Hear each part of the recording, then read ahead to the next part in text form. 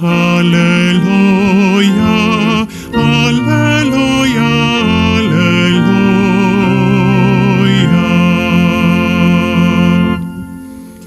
Vjeran je Gospodin u svim riječima svojim i svet u svim svojim dijelima. Аллилуйя, аллилуйя, аллилуйя.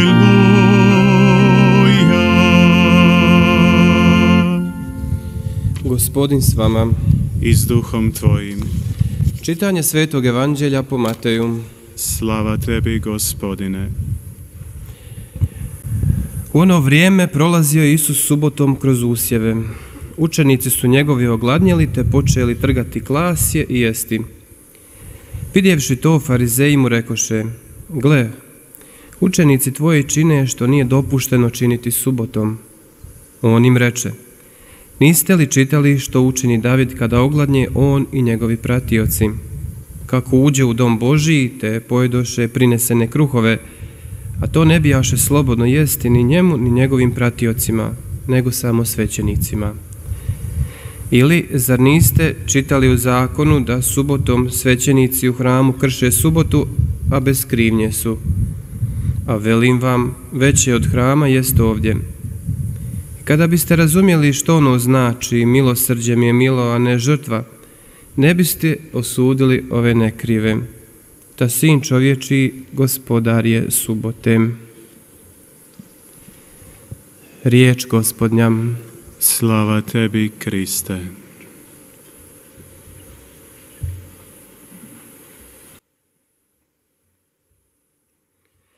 Braćo i sestre, na početku ove svete 미사를 mise 시작하면서 citirali smo 십자가의 성 요한에 관해서 말씀드렸고 그 저서에 관해서 말씀을 드렸습니다. 성인은 말씀하십니다. 우리가 하나님께서 거주하시는 그곳에 도달하고 그분의 현존 앞에 있기 위해서는 우리는 희생할 준비가 되어 있어야 한다라고 했습니다. 감정적인 부분, 열정에 속한 부분들, 모든 것을 절제할 줄 알아야 한다라고 했습니다. 이 지상에과 연결되어 있는 모든 것들을 희생하는 것이고 그럼으로써 은총으로부터 멀리 떨어지게 만드는 것들을 절제하는 것이다 했습니다. 그렇다면 자문해 봅시다. 이것을 도대체 어떻게 할 수 있을까? 우리들의 힘으로 할 수 있을까? 혹은 하나님의 은총이 필요한 것일까? 우리는 이렇게 제시할 수 있습니다. 우리는 양쪽 두 개가 다 필요하다는 사실입니다.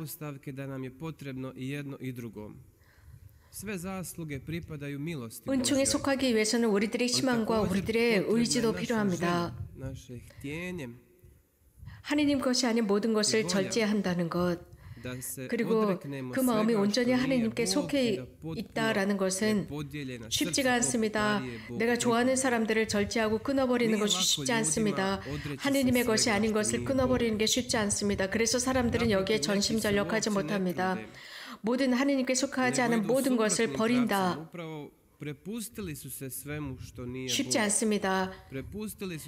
세속적이고 이교도적인 모든 것을 버리는 것 쉽지 않습니다. 그러나 모든 사람은 자신의 깊은 마음속에서 하느님을 향한 희망이 있습니다. 그래서 그들이 얼마나 강하느냐에 따라서, 즉 이 세상의 유혹이 얼마나 강하느냐에 따라서 각자의 마음의 심오함 속에서는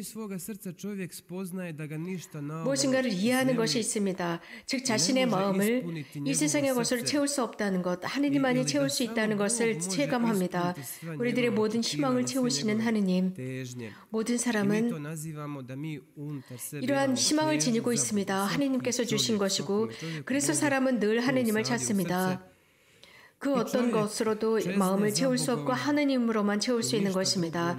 그렇기 때문에 우리는 어떤 누구도 단죄할 수가 없습니다.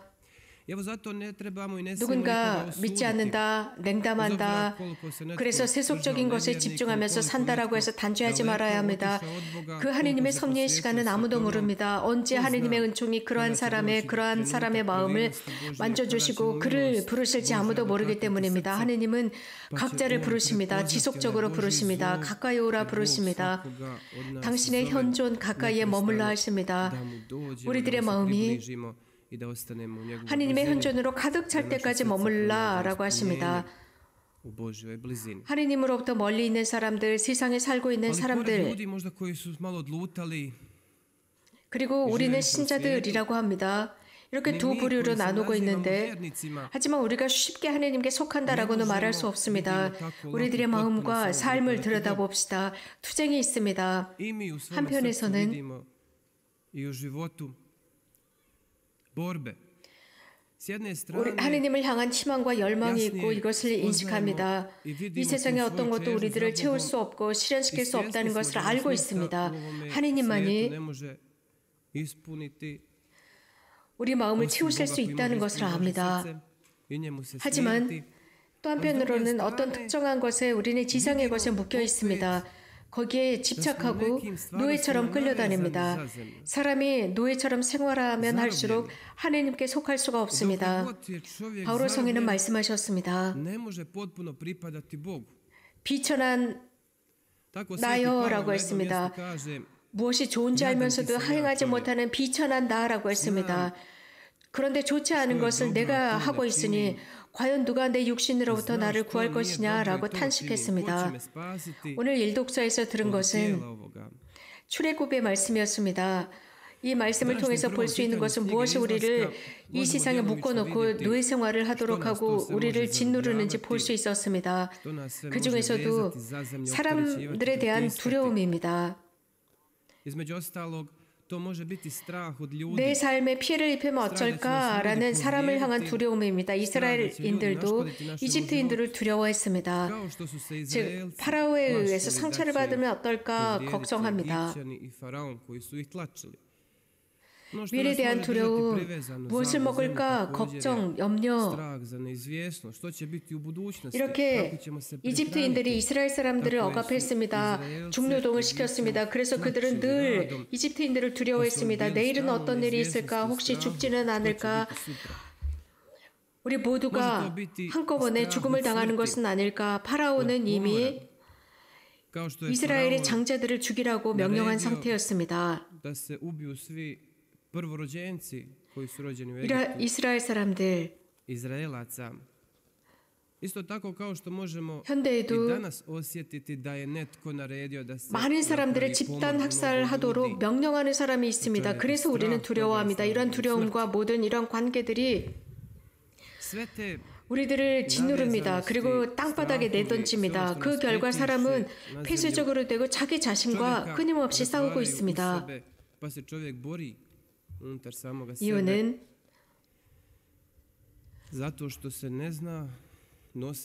어떻게 행동해야 좋을지, 이런 모든 것과 어떻게 행동해야 좋을지 모르기 때문입니다.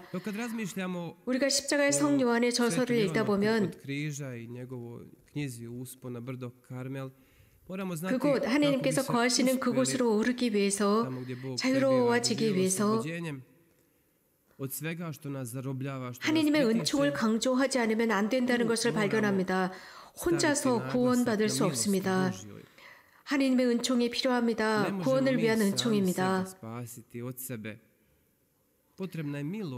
바울의 성인은 이렇게 자문합니다. 내 육신으로부터 누가 나를 구할 것이냐? 그리고 이렇게 응답합니다. 예수 그리스도를 통해 하나님께서 나를 구원하셨다. 그분의 피가 나를 구원하셨고 나를 육신으로부터 구했다라고 했습니다.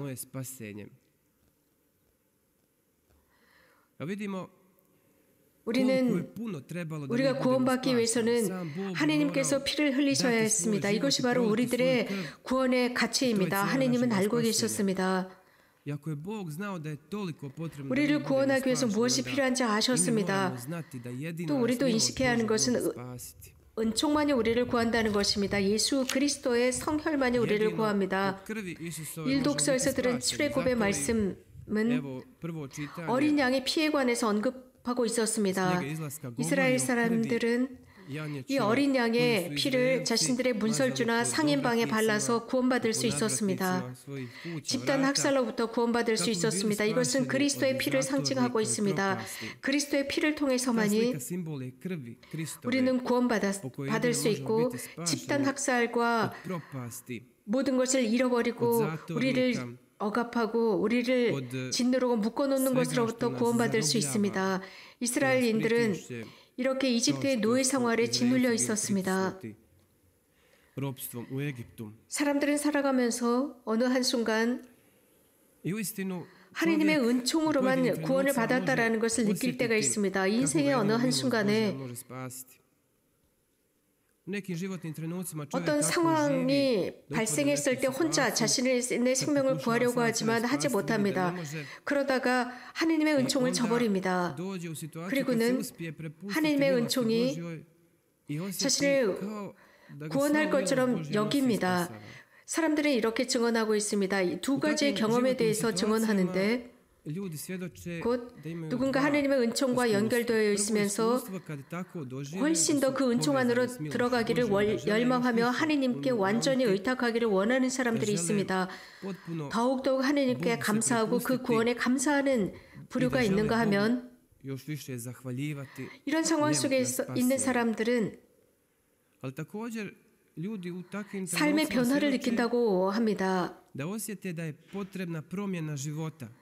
자신들의 삶을 변화시켜야만 했습니다.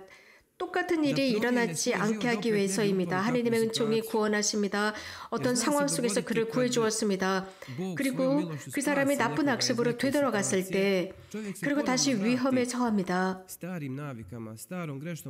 다시 나락으로 떨어집니다. 죄. 모든 사람들은 은총을 향해 가고 싶어 하지만 죄 속에 떨어지기도 합니다. 그런데 또 다른 경험의 현실이 있습니다. 즉 삶의 변화입니다. 삶의 변화는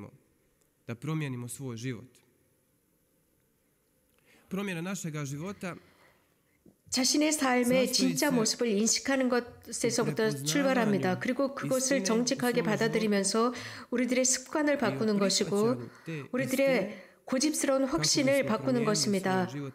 내 삶의 진정한 모습을 보았을 때 이 모습은 오늘 복음에 드러납니다. 오늘 율법학자들은 예수님이 누구인지 인정하지 못하고 볼 수가 없었습니다. 이것은 내면의 눈먼 상태입니다. 내면의 눈먼 상태는 예수님을 향한 신앙을 방해합니다. 그분이 우리를 자유롭게 할 수 있다는 것을 깨닫지 못합니다. 이 율법학자들은 하느님에 관한 잘못된 모습을 지니고 있었습니다. 오늘 복음에 등장하고 있는 이런 상황은 지금 현대에도 일어나고 있습니다. 현대인들은 하느님과 다른 이들과 자기 자신에 관한 잘못된 생각들을 지니고 있습니다.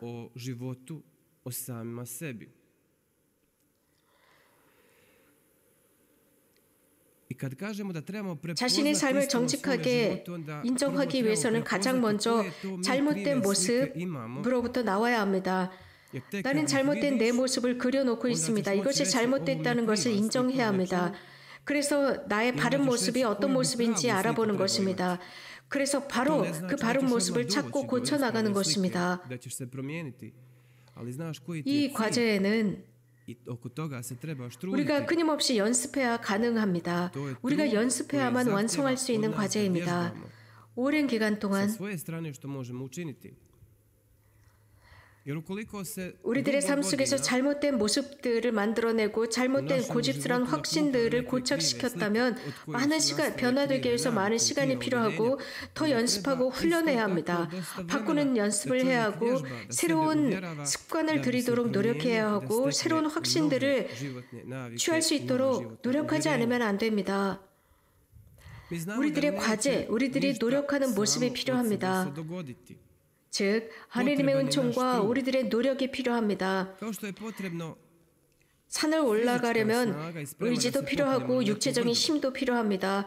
또 영적인 힘도 필요합니다. 가르멜산에 오르기 위해서는 영적인 힘이 필요하고 육체적인 힘과 의지도 필요합니다. 그래서 우리들을 훈련시킵시다. 하지만 항상 하느님의 은총에 기대어서 합시다. 우리를 이끌어 가시는 분이고 그분이 우리들을 잘 바꾸어 주십니다. 아멘. 아멘.